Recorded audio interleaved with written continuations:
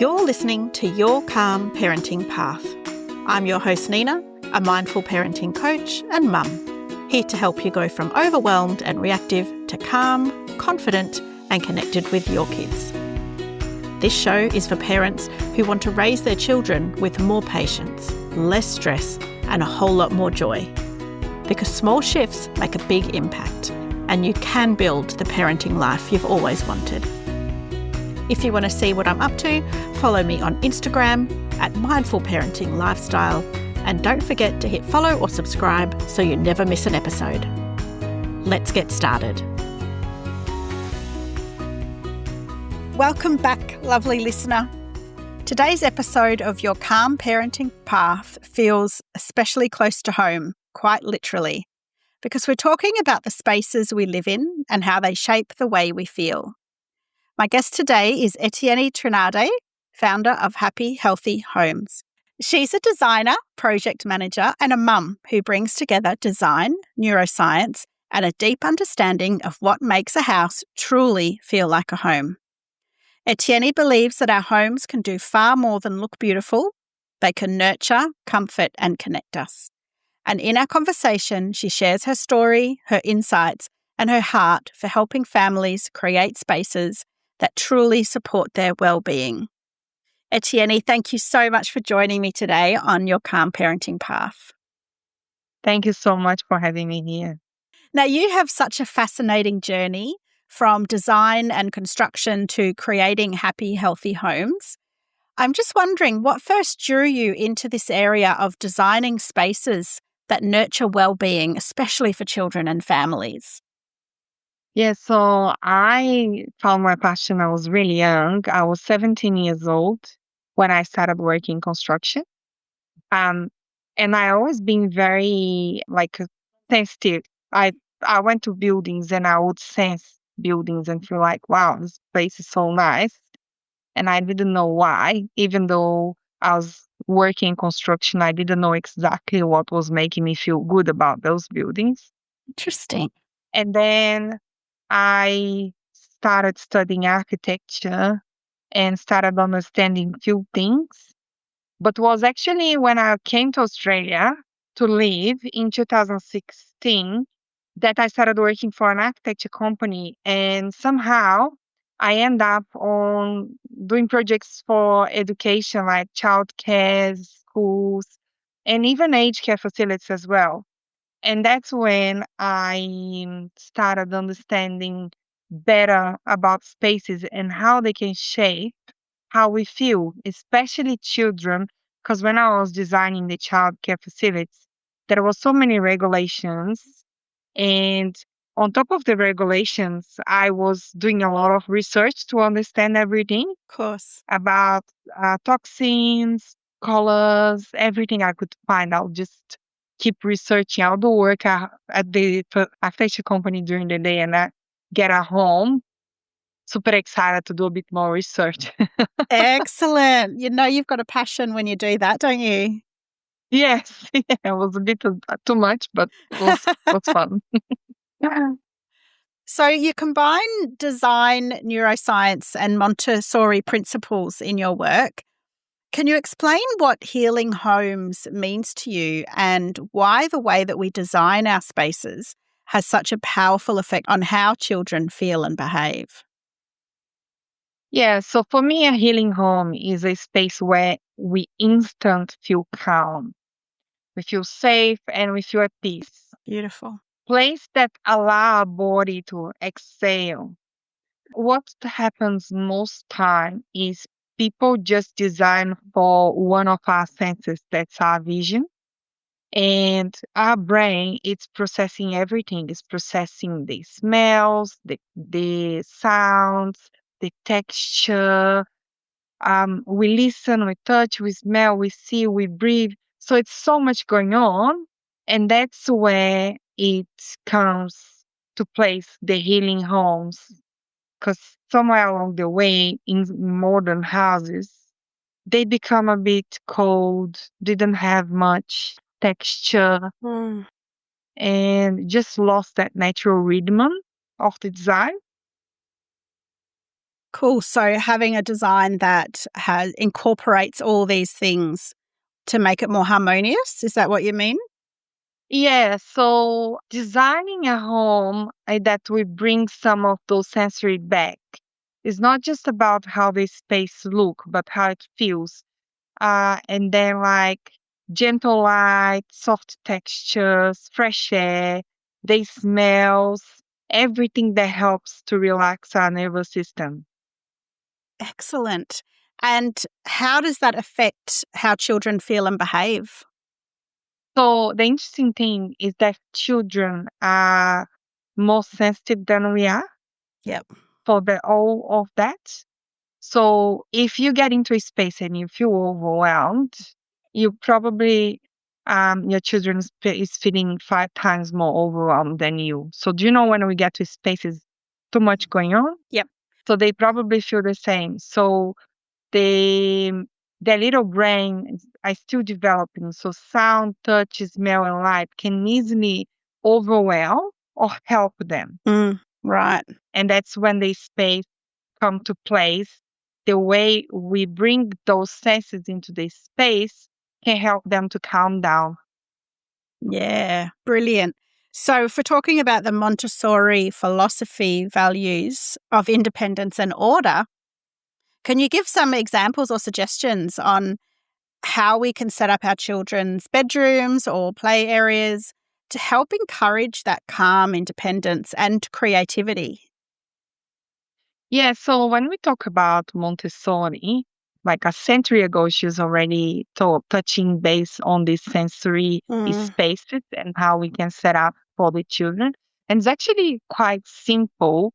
We just need to respect the children as much as we can. Like, for example, get the furniture to their size, get to Mm. generate independence. So lower furniture, open shelves.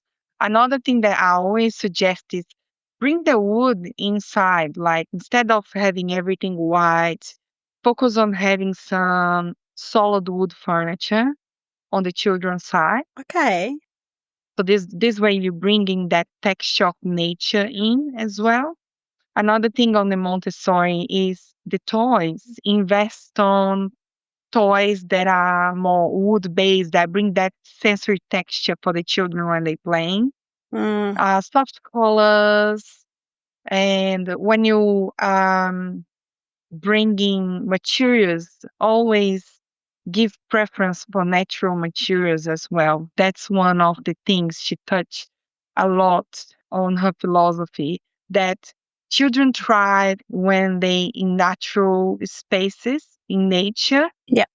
And into Montessori, she gives always preference for wood toys, wood furniture, soft tones, things that really help the children to focus on the activity they're doing. So the space is not the hero, is what they need to do at the moment. Oh, yeah. Oh, I love that.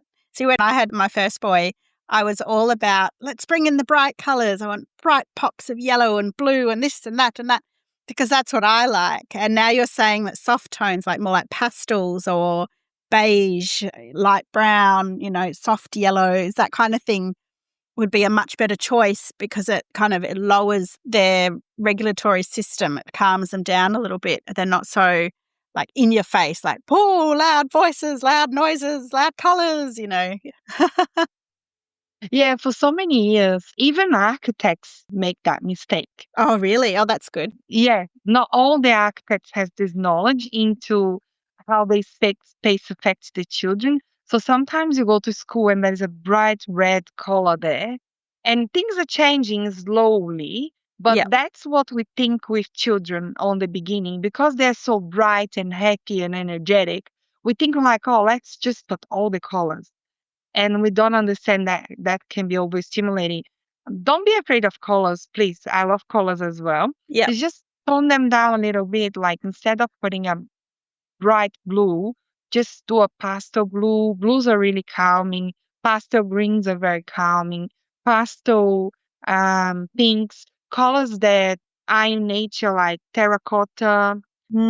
Beautiful. And I always say to my clients, let the what about let the toys shine? Because most toys have prime colors. I was going to say that accents of colours rather than big blocks of colours like cushions and small rugs and stuff. And then the toys too. Yeah. Yeah, yeah, that's exactly like don't need to take everything back. It's just really let the toys shine because their toys is usually very colorful Mm, or something colorful on the bed. They usually have some preferences, they cartoons and things they love. yep. So just Yep. let them be the hero. Yeah. Yeah. Oh, I love that idea. You talk about biophilic design. Is that the right term? Bringing nature indoors. Yeah. And we've talked about, having those natural textures. So the wooden textures, the colours from outdoors. People that live in smaller or urban spaces, what are some simple ways to invite more calm and connection with nature inside the house? So I did a workshop a few days ago. It's called Bring Nature into Your Home. And everyone thought I was going to talk about indoor plants. Well, that's what I immediately thought, indoor plants.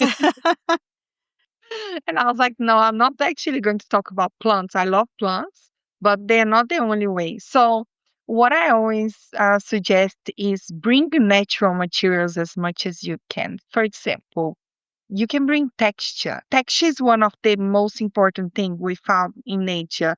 If we think about nature, everything has texture. Mm, So, how we can incorporate texture into our children's spaces?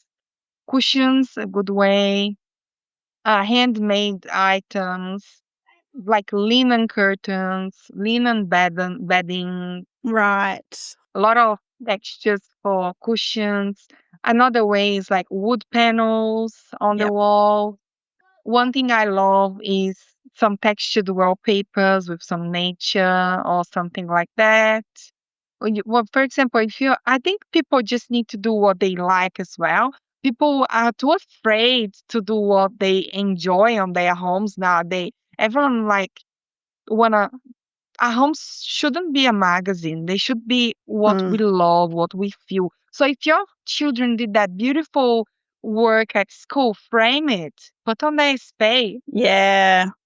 you know? If you guys had a beautiful trip, I don't know, Thailand, Bali, and you had that beautiful picture on the beach, frame it, Beautiful. put it there as well. That's the way of bringing nature into these spaces, not just about plants. Yeah. Of course, plants are beautiful and I love it, but there's so many other ways. I Yeah. have a friend who they redid their house, and the girls in all chose different coloured doors depending on what was their favourite colour. And then they got to choose the colour of their walls. And one of the girls actually chose a massive big wallpaper, which was a woodland scene. So it had like trees and deers and butterflies, and it was the whole wall was just covered in this beautiful woodland scene. And I thought, oh, that's a bit full on, but actually it's really nice when you go into a room because the rest of the rooms are those same colours, those nice greens and the dark browns and stuff. And you get that beautiful sense of calm when you walk in because it's just a beautiful woodland scene. It's gorgeous. Yeah. Another thing I'm suggesting a lot for people is when I did my baby's room, I couldn't put a wallpaper on. I didn't know how to put a wallpaper and our budget was really tight. So there are decals. Yeah. And decals are really good because if you're renting, they don't damage the wall. Mm, And I did a fairy decal, and it's very soft tones and comes with like all these natural elements like frogs, butterflies, and things like that. And yeah. it really gives that natural nature feeling and brings a bit of texture as well. Do you know? So yeah, if you can put wallpaper, it's great. But if you can't afford wallpaper and you still want to make the room a bit more fun, just put some decals on the walls. Do you have any other stories from when you were decorating your daughter's room of how you created this happy, healthy, healing space for her? What else did you do for her? So one of the things I started with was the base of the room. bringing some colors. The first thing was the painting, and then I did the very light, soft green color. That's really calming. I used that color a lot on some of the school projects, Yeah, okay. and it's one of those colors I really like. Another thing is when we renovated the house a few years ago, we took all the carpets out and we already had a wood floor underneath, was lucky. And so I left the wood floor.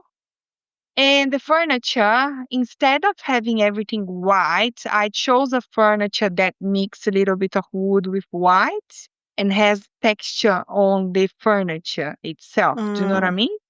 yeah. Oh, I love that. And then I soften up with things like the curtains are linen curtains, her chair has a linen fabric, Mm, and then her bookshelf is wood elements.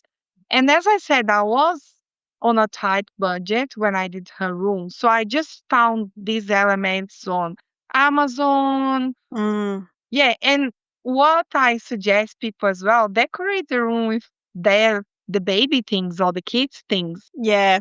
because make it so nice and fun. It makes it personal too, doesn't it? It's their space and they can have pride being in that space, knowing they contributed to it too.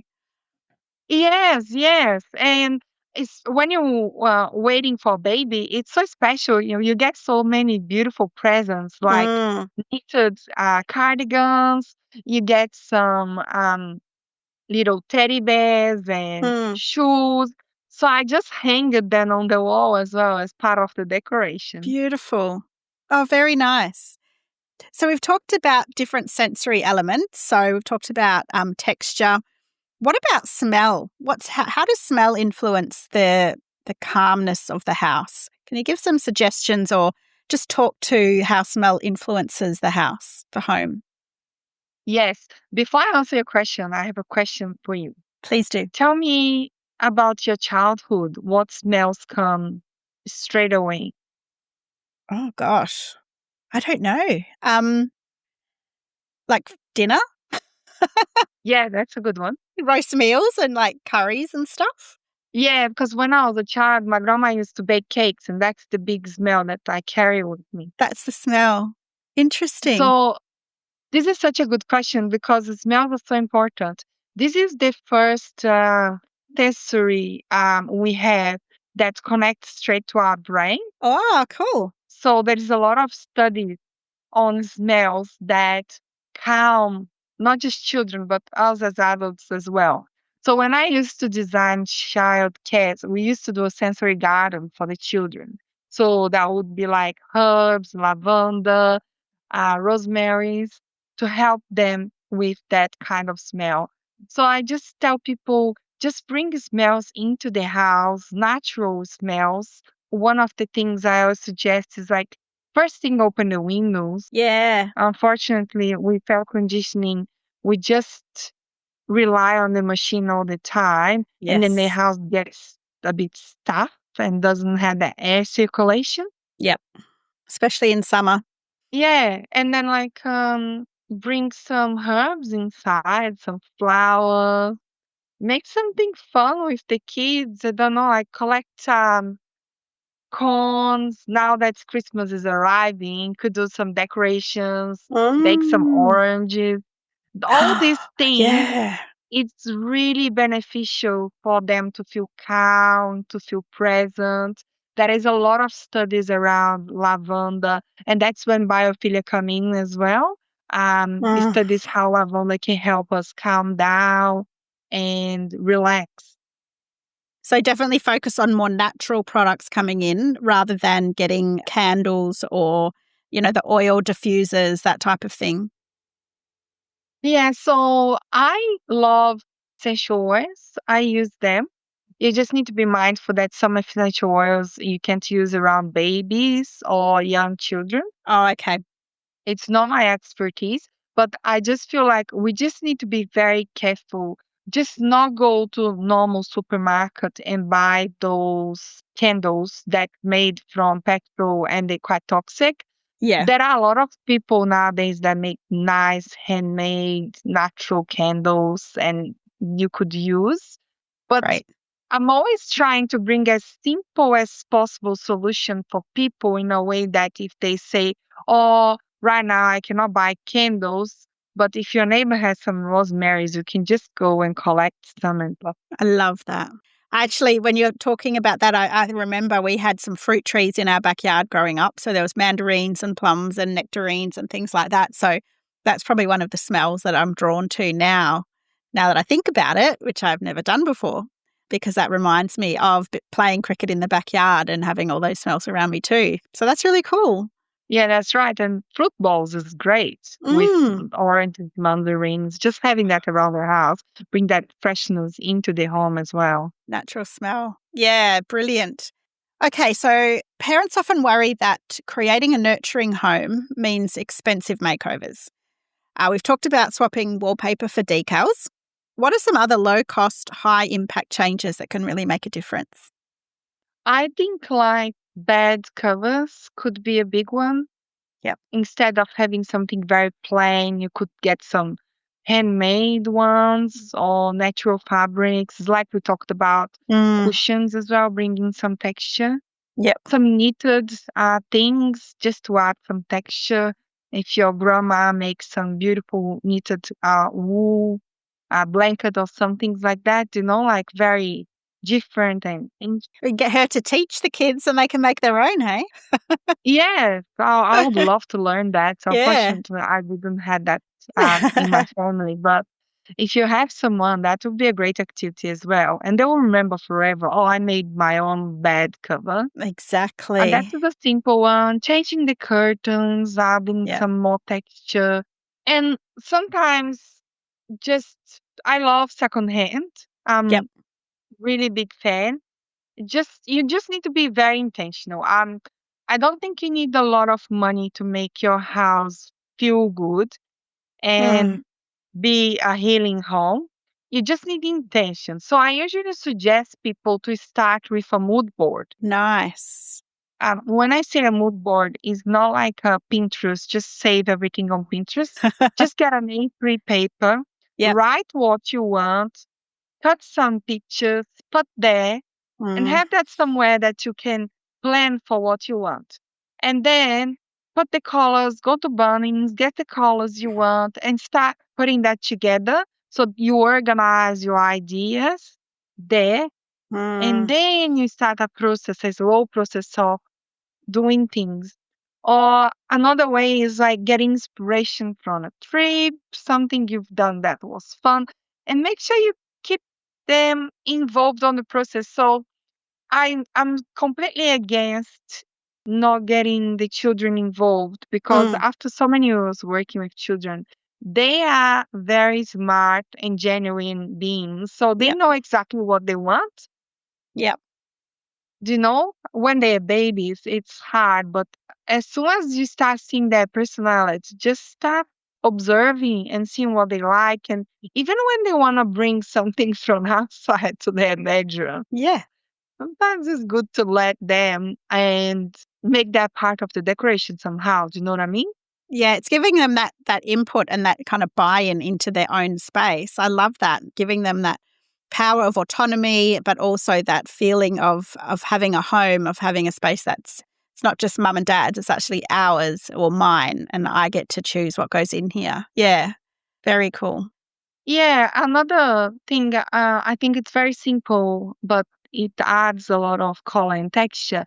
It's just hang their artwork, and you can do like many different ways of Yes. showing their artwork, and that will already take out one blank wall of the room Yeah, and it make does. something more interesting. Do you know what I mean? Yeah, definitely. Do you have any kind of go-to ways to display artwork? So the other day on a workshop, I showed just a little hanging line with Yep. wood pegs and Nice. their artwork hanging, and look at very nice. That's cool. I used to do that with Christmas cards. You hang the Christmas cards over the line. Yeah, and you could do that with artwork too. Yeah. And then every week you and the kids rotate together what you want to display, Very cool.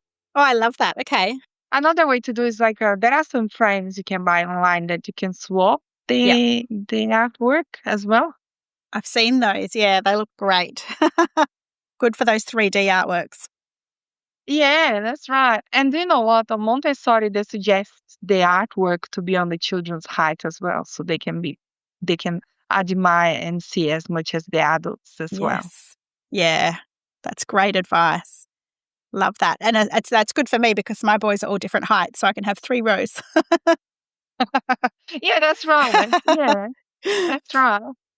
And do they share a room or they have their They separate rooms? Yeah, we've got 2 in a room together and 1 by himself. So there's not a lot of space in the actual bedroom. So I'm thinking that we would put that in our family area where they play. They've got a big play area and stuff like that. So we'd kind of put that there because there's not actually any wall space in the other room because they've got beds that have bookshelves on the side. Yeah, Yeah, something to think that's about. good. Yeah, but the play area is always a great place to do that as well. Exactly. Yeah, put some shelves and things on their height so they can get a bit more independent and get what they want. Yeah. Excellent. Oh, this has given me so many good ideas about what I'm going to do. So my final question about this healing home is all about screens and like digital noise. Do you have any suggestions on how families can design spaces that support this rest and focus, especially for children who struggle to switch off at bedtime? Any suggestions around that one? Yeah, so one of the things I did write on my book is a quiet nook. Yeah. And that's another thing you can do anyway. You can do on a corner, and a play space is a great space to do. So Mm, a good way of doing it's like some kids has a little tent that mm, could be there. In schools, they do design those nooks. It's usually inside like a furniture. It's a little space they can go and they can relax and unwind. nice cushions and books and stuff. Yeah, yeah, that's it. So in a corner, you just put some like a nice texture rug, like a wool blanket, and then some cushions with texture. Always think about the texture, linen, knitted, because the texture calm the children down a lot. Yeah. And then a warm light, something that's not overstimulating because nowadays we have a lot of bright LED lights throughout the home Mm, and books. And then yep. maybe create like a ritual with them to come and read a book with them 2 hours before bedtime, just to Mm, help them to unwind a little bit and try to do in a space that doesn't have screens yeah. because this way they know that it's time to just reset, relax, read a book, and could be on their bedroom as well. Mm, Doesn't need to be on the play space. And some places, some houses has those window nooks, do you know? yes, like a window seat.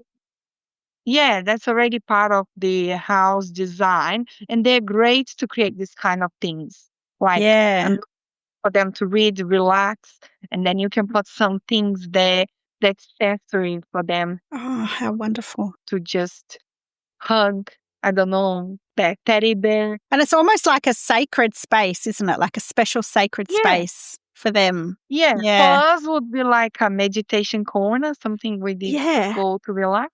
And for the Yeah. children, it's just an unwind space that they can just sit, relax, read. And then, of course, you have to have a rule like no electronic devices here. Yeah. Yeah. Yeah. Okay. Now, you mentioned your book. Tell us more about your book, Etienne.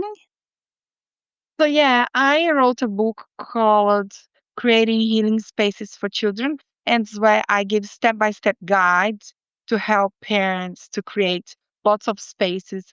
And as I said, it can be anyone. It's not about a massive renovation. It's about Mm, spaces and ideas and how to choose colors and everything like that. And the reason why I really want to write this book is because I see that in commercial projects, we spend a lot of money to provide spaces like this for the children. And I felt that people wasn't focusing on their homes environment. Sometimes children go to this amazing school that provide all of that. They have these beautiful play areas, nature play. The school is all designed around biophilia and Yep. these concepts.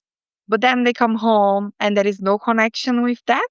So just to help the parents to create a bit more connection with what's already starting to happen on most schools. Even public schools have amazing spaces. Oh. So yeah, Oh, amazing. I'm going to have to get my hands on this book. Sounds brilliant. I hope it helps. Oh, I'm sure it will. You also have a podcast as well, talks about science and soul. And tell us about your podcast, and then what's one piece of research that you've found while researching your book and promoting your podcast or creating your podcast that really changed the way that you think about environment and well-being? So I have a podcast called Happy Healthy Homes, and I focus on a lot of things related to children's space, but also adults and how to help people feel better on their spaces. Awesome. I just want everyone to feel at home. Do you know what I mean? I Yeah. want everyone to get home and just breathe and relax. It's a sanctuary. I want to help as many people. So, one of the things that I'm focusing a lot right now that changed my life completely was making intentional changes.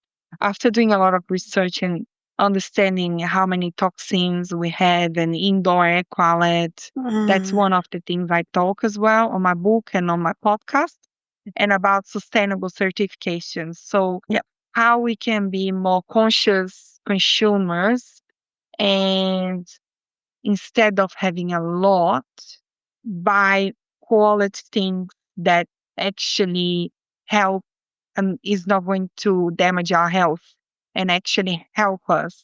That's why I talk so much about natural materials like Yeah. linen, cotton, because unfortunately it's really hard nowadays to find good quality things and furniture.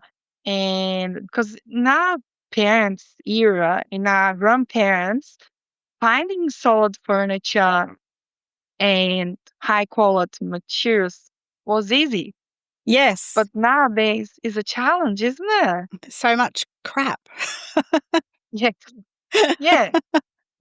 And I was thinking that as you were talking earlier, since my oldest is almost 9, and when he was a baby, it was a lot of plastic in all the shops. All the toys were plastic. And now my youngest is 5, and I find when I go to the shops to buy, birthday presents for parties, there's a lot more wooden toys around.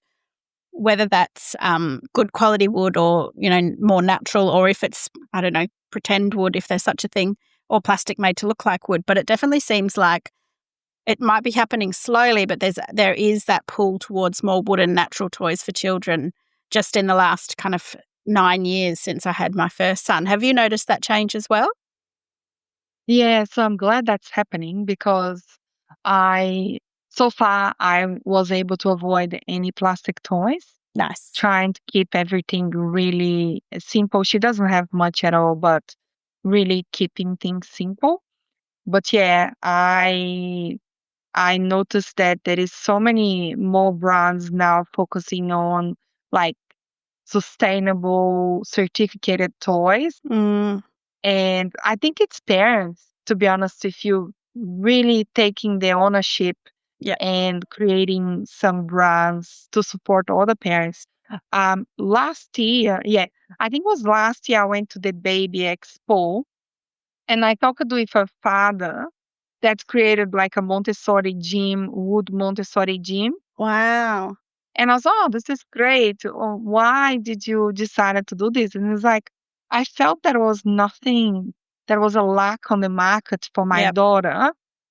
So he decided to create his own brand and it's going really well. Isn't that wonderful?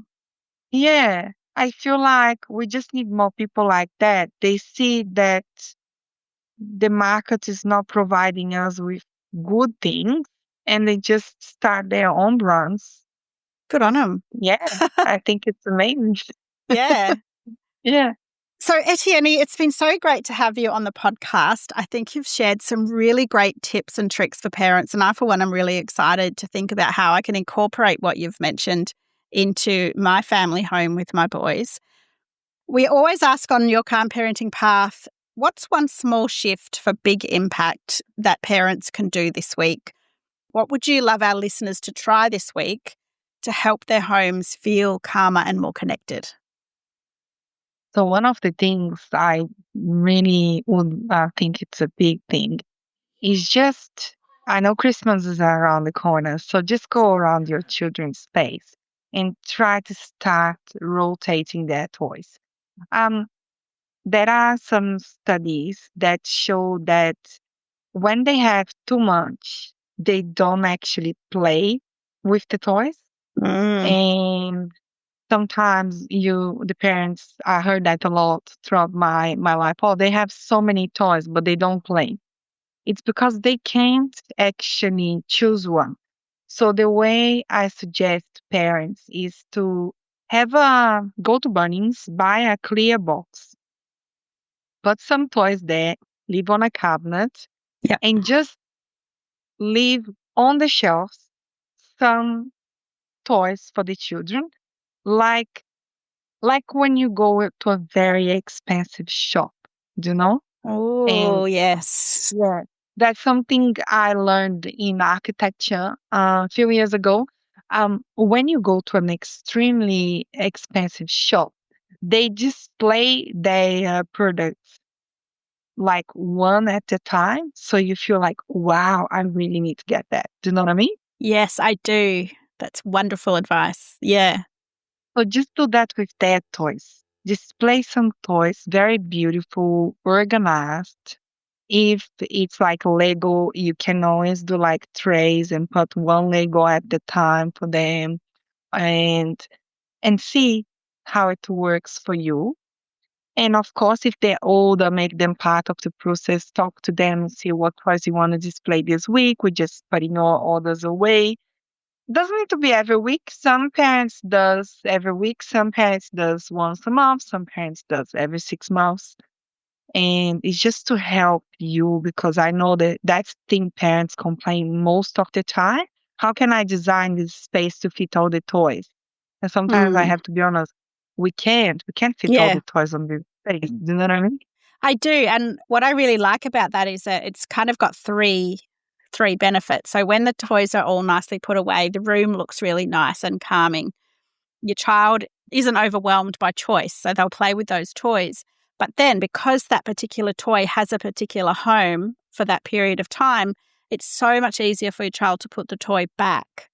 It's not like they've got to jam it into a box somewhere in the corner because they don't know where else it goes. So really, it's like a win-win-win-win-win situation to do that. So yeah, awesome. Go and get yourself a box, listeners. Yeah, just a box, put away, put on the garage or the linen cupboard on the corridor, and then display on the shelves and very nice and neat and see how it goes. And then that's my biggest advice. Would you suggest the same for books as well, Etienne? Yes, Hmm. I actually do that with my 7 months already. Yeah, I have a big box on her wardrobe and then we rotate her books and brilliant. works really well for us as well because sometimes you get bored of the books. Yeah. When you read the same one over and over and over and over and over. Yes. So we have some shelves on the room for her on the wall, and then we have some shelves on her playroom. And I just rotate everything, Yeah, and it's excellent. working really well. And like you said, I can put her toys away in 3 minutes Yeah. because I just have them on the shelf organized. And then that makes your life easy. And I feel that your children will pay or will play much Mm, longer with the toys as well, yeah, I agree. especially if they are open play toys. So, what's an open play toy? An open play toy is like, do you know those wooden blocks that is just a wooden block? Yeah, you can do anything with. Yeah. Yeah, So, those are great toys to have on the shelf. So, yeah. they can just do anything they want, be creative, and play for a long, long time with those toys. Excellent. Well, look, Etienny, wonderful tip. Thank you so much. I'm sure that listeners are going to get so much out of this episode. Before we wrap up, please, can you share where listeners can find your book, your podcast, and learn more about you and Happy Healthy Homes? So you guys can find my podcast on Spotify and Apple Podcasts as well.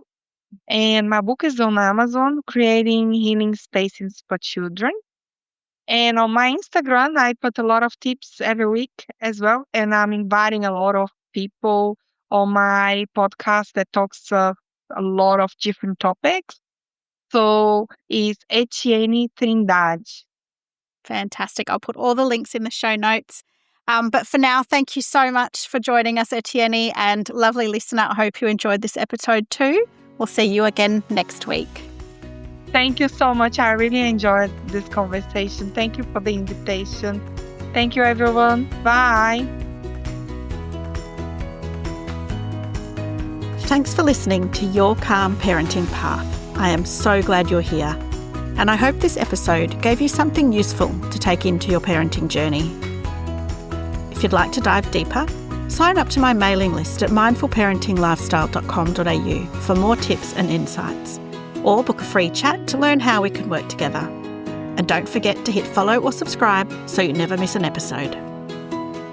I look forward to speaking with you next time on Your Calm Parenting Path.